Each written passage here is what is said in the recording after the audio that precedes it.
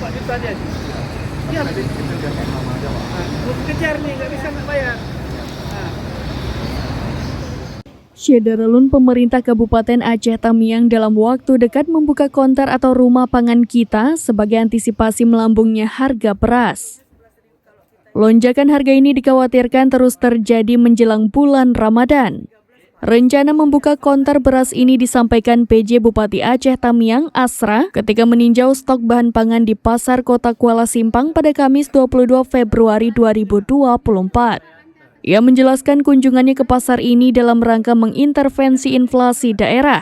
Untuk menjaga stabilitas harga beras, Asra mengungkapkan Pemkab Aceh Tamiang akan mendirikan rumah pangan kita. Rencananya, RPK ini akan dibuka di salah satu ruko milik Pemkab Aceh Tamiang di daerah Kedai Bawah, Kota Kuala Simpang. Untuk merealisasikan rencana ini, Asra kemudian bergegas ke Kedai Bawah untuk meninjau kondisi ruko tersebut. Setelah berkeliling melihat kondisi ruko, Asra berpikir ulang untuk menggunakan ruko itu. Kadis Pangan Kelautan dan Perikanan Aceh Tamiang Asma'i menambahkan bahwa di seputaran Kota Kuala Simpang dan Karangbaru yang merupakan pusat pemerintahan terdapat 8 RPK dengan rincian Kota Kuala Simpang 6 RPK dan Karangbaru 2 RPK.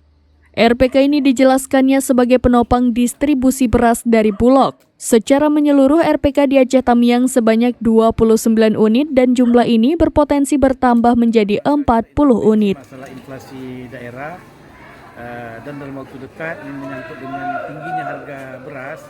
Jadi kita akan buka kantor sendiri nanti di Kedai Bawah. Jadi ada toko milik Pemda, jadi kita sudah kerjasama dengan Bulog.